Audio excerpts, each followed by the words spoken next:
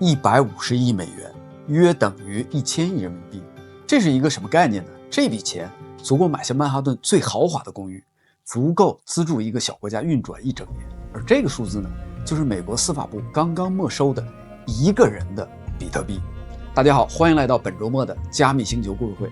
今天我们要讲的是加密货币史上规模最大的没收案件。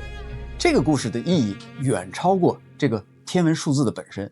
这个案件的主角呢，叫做陈志，1987年出生，现年38岁，出生于中国的福建，后来放弃了中国的国籍，拥有了英国和柬埔寨的护照。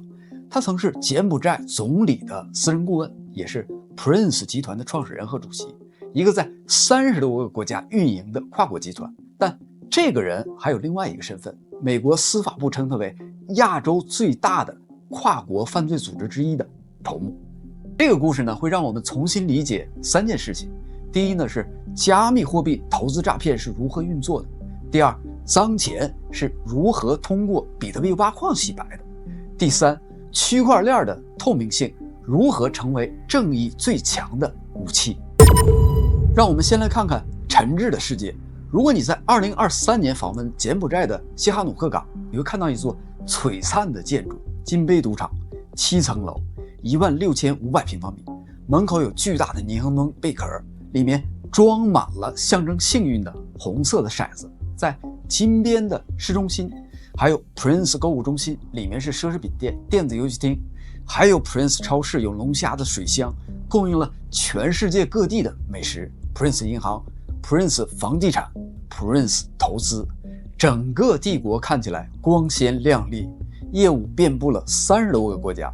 2024年的4月，柬埔寨国王西哈莫尼甚至颁布谕令，任命陈志为参议院主席洪森亲王的顾问。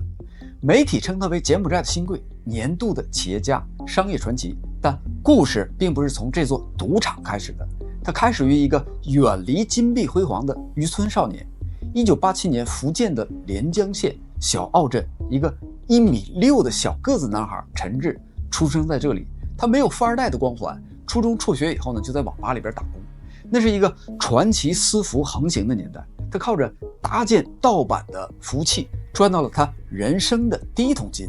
2009年，因为灰产风险，他悄悄地离开了中国，去了一个陌生的国度——柬埔寨。这一走就是彻底的转折，网吧的网管即将变成一个赌场帝国的缔造者。2022年的9月，柬埔寨警方突袭了西哈努克港的4个建筑群。当他们破门而入的时候，看到的景象震惊了全世界：8776部手机，804台电脑，16台笔记本电脑和4副手铐，还有10个电击装置。近2000名的外国工人来自11个国家：中国、越南、马来西亚、印尼、印度、孟加拉，甚至还有俄罗斯。这些建筑呢，被高墙和铁丝网包围，窗户有铁栅栏，门口有武装警卫。这个不是办公楼，这个是监狱，更准确的说，这个是诈骗工厂。这些人是怎么来到这里的呢？他们在 Facebook、LinkedIn 上看到了招聘广告，客服工作，月薪3000美元，包吃包住，科技公司的技术支持，有发展前景。对许多的亚洲的稍微没有太多阅历的年轻人来说，这是一个改变命运的机会。有人呢辞掉工作，有人告别家人，兴高采烈地前往柬埔寨。但一到机场，接机的人立刻没收他们的护照，他们被统一的带到营地，被告知你现在的工作就是诈骗，不服从后果自负。什么后果呢？国际特赦组织在2025年的6月发布了一份240页的报告，他们采访了58名的被救者，审查了336名的受害者的记录。报告描述的场景让人不寒而栗：殴打直到几乎失去意识，电击用那10个装置，食物和水的剥夺，32例符合奴隶制定义的案件。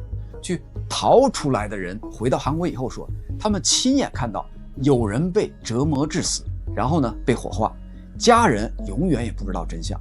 还有人报告营地里疑似存在器官摘取。2023年，金杯赌场发生了谋杀案，一名25岁的中国公民叫易明达被残忍杀害。这起案件撕开了 Prince 集团的黑暗面纱。根据国际正义使命组织的调查，每个工人每天为雇主创造300到400美元的利润。起诉书中记录，陈志的同谋曾向其他人多次吹嘘，Prince 集团每天诈骗收益3000万美元，每天3000万，一年超过100亿美元。在继续讲陈志之前呢，我们先澄清一个重要的概念：Prince 集团的诈骗营和我们熟知的缅北诈骗不是一回事儿。缅北诈骗呢，它主要是传统的电信诈骗，靠撒网找上钩的人，骗的是现金、银行卡转账。常见的套路有冒充公检法、冒充银行的客服、假老板转账、假赌博的平台。他们一天联系上千人，金额不大，但量大。而 Prince 集团所做的是另外一种诈骗，高端一点的加密货币投资诈骗。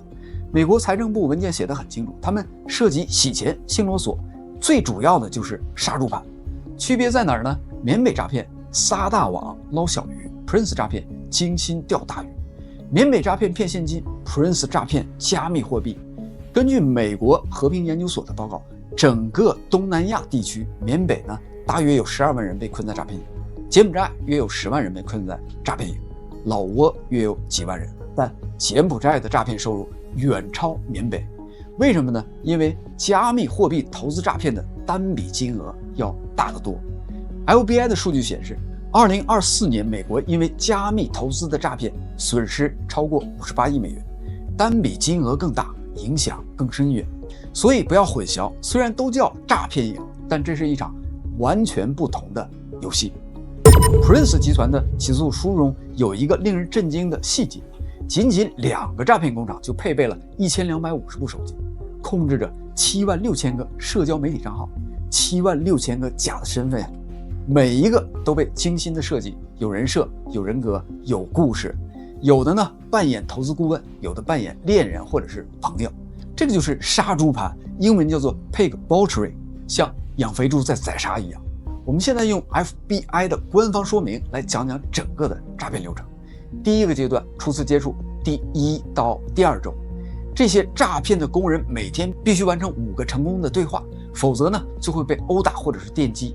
他们会在 LinkedIn 上或者是 Instagram 或者一些约会的 App 上联系你，也可能用错发消息的套路，比如说嗨，我们周末网吧见，然后呢因为你不认识对方，就说发错了吧你，对方呢就顺势跟你聊了起来。他们不会一开始就谈投资，只会闲聊生活、兴趣和工作。第2个阶段，建立关系，第2到第8周，他们每天陪你聊天，倾听你的烦恼，分享自己的成功故事，让你信任他们。如果你是单身，他们会暧昧示好；如果你已婚，他们会成为你的朋友或者是导师。他们会发自拍，展示奢侈的生活，豪车、美食、旅行，甚至约会见面，但总是在最后取消。第3个阶段，引入投资，第2到第3个月，当你完全信任他们，他们会在不经意间提到投资。我上个月赚了30%，现在是加密市场的最好的机会。你可能会好奇，也可能会警惕，但他们不着急，他们会继续陪着你，关心你，然后呢，过几天再随意的提起来。第4个阶段，指导你入门，第3到第4个月，这一步是关键，很多人在这个里边上钩了。骗子会非常热心的教你，第一步，在正规的交易所开户，比如说在 Coinbase、币安、Kraken 这些平台本身都是真实的。第2步呢，从银行转钱到交易所，比如说转1000美元、5000美元，一切看起来合法合规。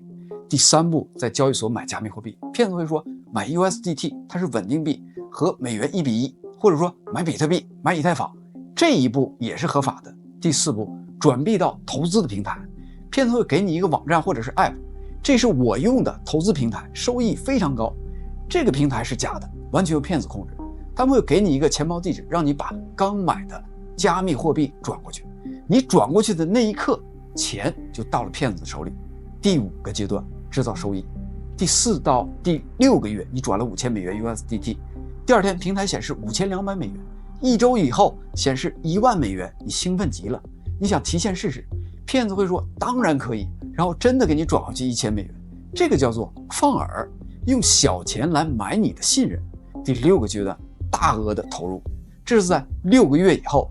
既然这么赚钱，为什么不多投一点呢？你开始投入大笔资金，2万、5万、10万，甚至你抵押房产取出退休金，最后呢，你还有可能跟亲朋好友借钱。平台显示你的账户已经到了50万甚至100万了，你赚了好几倍，你觉得自己要发财了。第7个阶段来了，收割屠杀。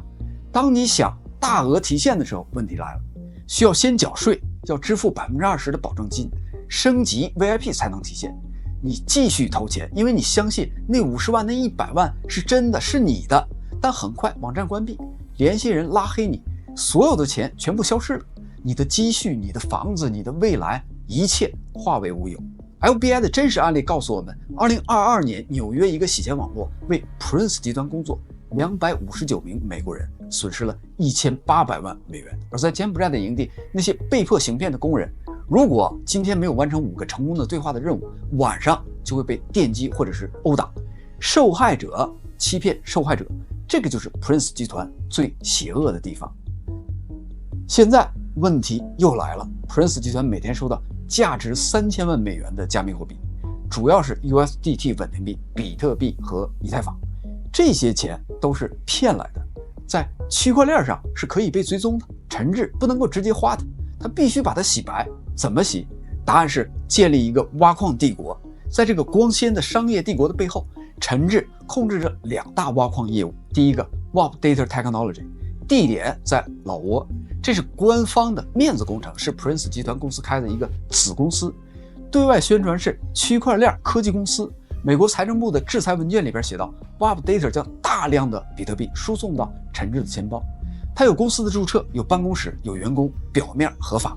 第二个鲁便矿池，地点在中国和伊朗，这个是真正的洗钱核心，在巅峰的时期控制全球6%的算力，是全球第10大的矿池。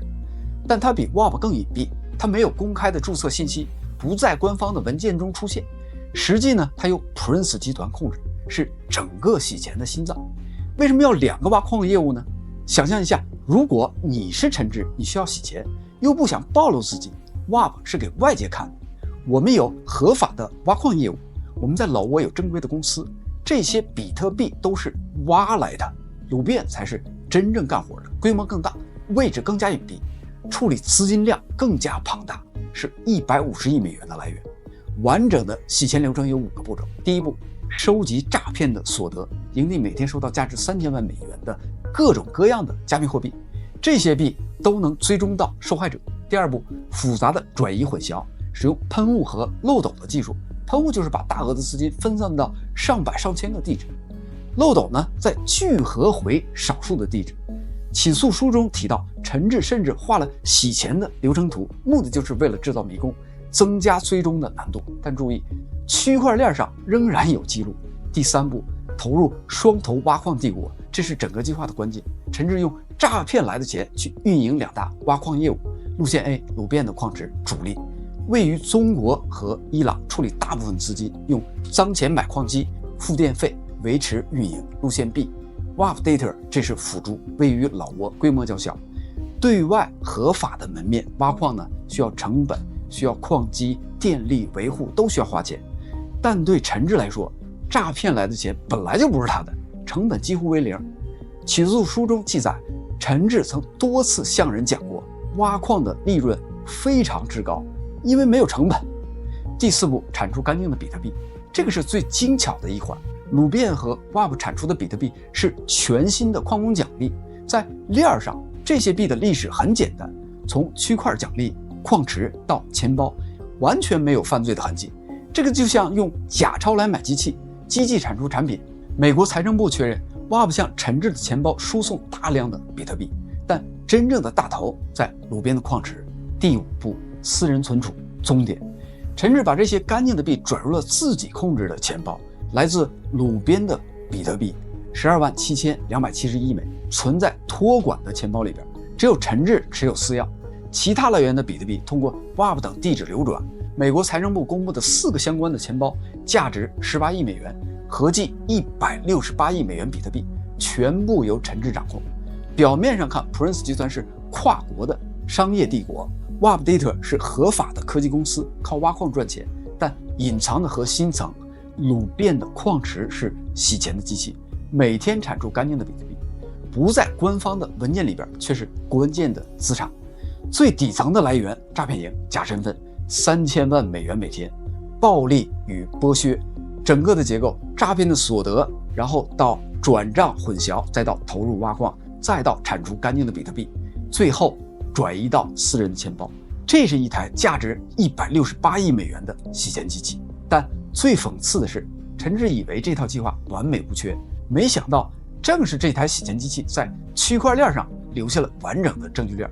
无论你怎么混淆，挖矿收益最终呢都会流向某个钱包，而那个钱包呢就成了追踪的终点。故事呢还有一个令人困惑的转折。2020年的12月28号，鲁便矿池的比特币开始异常的转移了，接近13万枚的比特币在24个小时以内几乎全部转出。矿池运营者显得非常慌张，他们甚至在区块链上连续发出了1500多笔的交易，每笔呢都附上一句话：请归还我们的资金，我们会支付报酬。这些求助的信息花了1.4个比特币手续费，但没有人回应。2个月以后，鲁便矿池彻底的关闭。最后一次挖矿记录是2021年3月1号，然后没有报警，没有公告，它就消失了。这看起来像是一场黑客的道歉，对吧？一个矿池被黑客攻破，比特币被盗，然后矿池也被迫的关闭。但5年以后，当美国的司法部没收这些比特币的时候，真相浮出水面。这很可能是陈志自导自演的一场戏。为什么要自导自演呢？我们来解释一下陈志面临的一个致命的问题。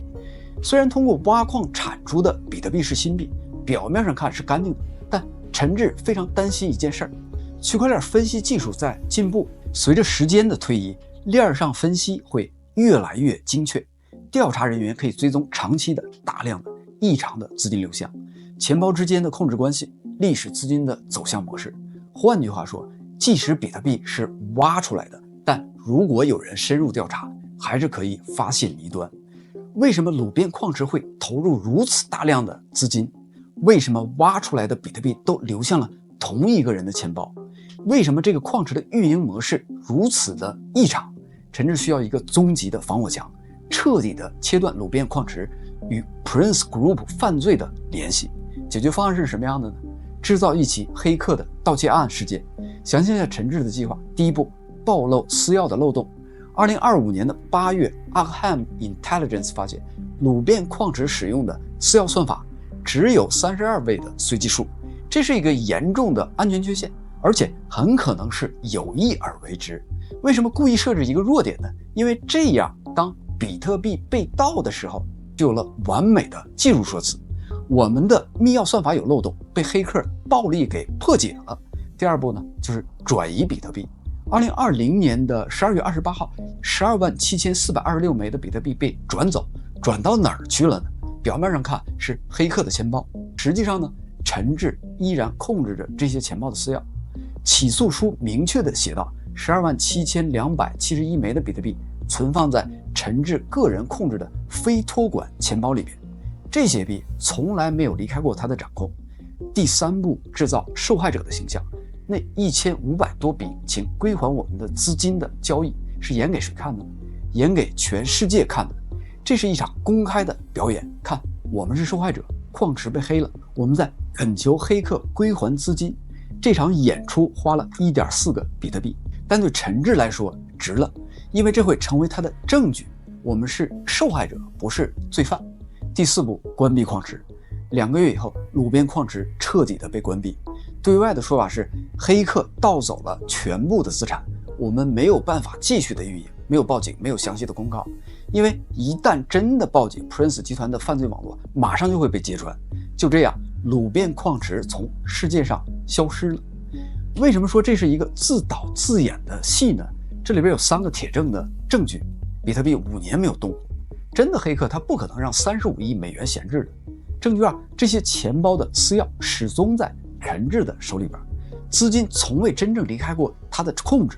证据之3，2024年美国统一没收行动直接接管了这些地址，说明他们掌握了密钥的来源。这场盗窃是从陈志的左口袋转到了他的右口袋，不是被黑，而是转移；不是受害，而是掩护。他以为这能挡住追查，没想到反而成了他致命的破绽。那美国是怎么找到这些比特币呢？更重要的是，他们又是怎么拿到陈志的私钥的呢？这个是整个案件里边很有意思的一部分。第一步，跟随资金的轨迹。2022年 FBI 在调查纽约布鲁克林一个洗钱网络的时候，意外发现了通往 Prince 集团的线索。趁 Ellipsis 等区块链分析公司加入了调查，开始追踪资金的流向，他们在链上看到了一条完整的路径：受害者的钱包到投资平台的地址，投资平台的地址到喷雾分散到数百个钱包里边去，数百个钱包再到漏斗聚合回少数的钱包，聚合的钱包再到投入挖矿的业务，挖矿的产出再到陈志的个人钱包，每一步都在区块链上留下了永久的记录。趁 Ellipsis 甚至制作了一个图表，清晰地显示了从矿池到陈志钱包的资金路径。第二步，利用密钥的弱点。鲁边矿池使用的是32位的算法，安全性极低。美国网络安全专家可能包括 NSA 密码团队分析了这个弱点，他们可能重新生成了私钥。这个不是黑客攻击，而是利用公开的密码学缺陷，通过合法的技术手段重新计算出了密钥。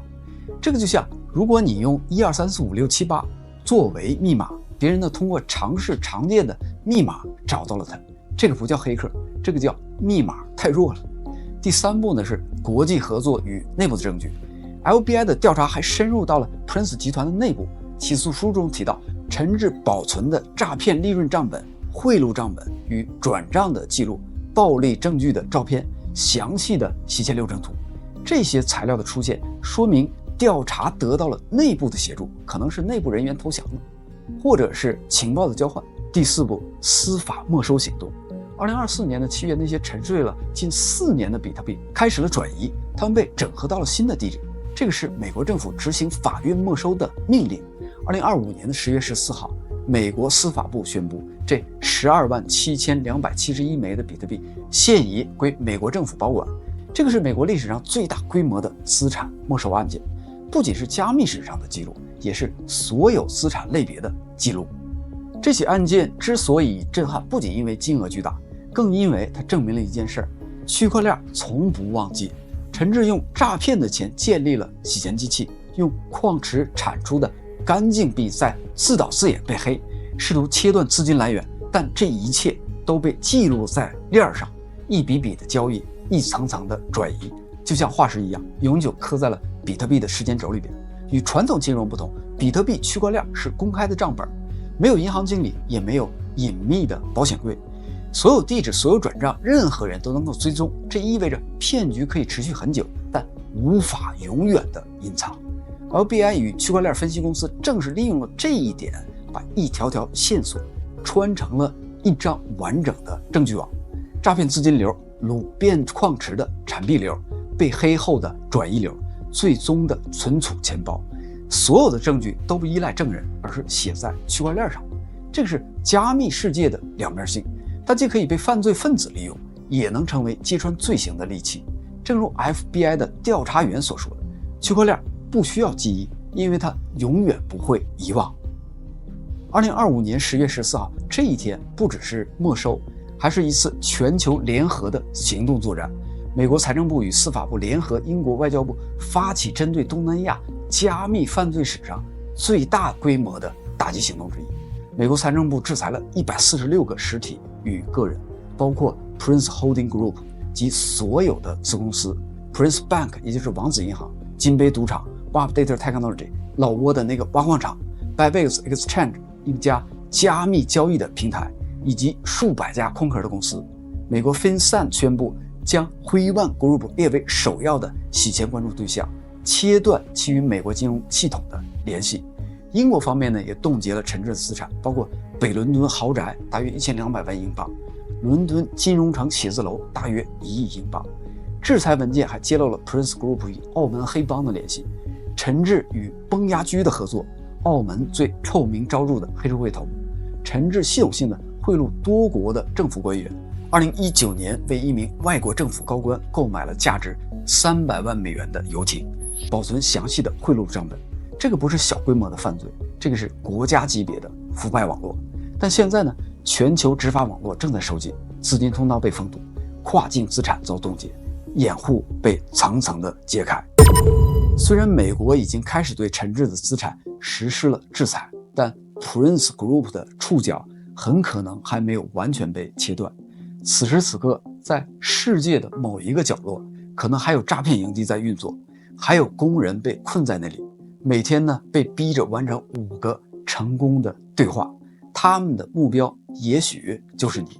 我每次发完视频，评论区里边总能看到一些非常可疑的留言，比如说想了解加密投资吗？加我的 Telegram。我跟着一个导师1个月赚了50%、70%，我有内部消息，私信我。如果你看到这样的评论，请立即举报，不要点击，不要回复，也不要好奇。这类话术的背后很可能是一条产业链，一个真实存在的陷阱。甚至在我们的 Discord 社群里边，吃瓜群众自治社里边，竟然有很多的骗子冒充我的头像和昵称，主动的去私信其他的成员，准备实施诈骗。现在的骗子真是太勤奋了，而且无孔不入。好的，我们不说教，但我们必须说几个必须警惕的信号。第一，任何稳赚不赔都是骗局。巴菲特年化才20%，如果有人说1个月翻番，这个人不是骗子，就是一个傻子或者是疯子。第二，真正的机会不会找上门，如果陌生人主动的推荐投资，请直接拉黑。真正的投资不会隐藏在评论区，不会有人主动联系你。第三，感情是最锋利的钩子，杀猪盘靠的不是高科技，而是情绪和信任。真正关心你的人不会让你倾家荡产的。第四，凡是转币到指定的地址，这铁定100%是骗局。正规的投资不会让你打钱到私人的钱包里边，一旦转出肯定就回不来了。第五，不要相信截图，收益的截图、聊天的记录，几分钟就能伪造，全是假的。第六，那些成功案例全是演员，他们互相配合制造大家都赚了的错觉，这个就是一个圈套。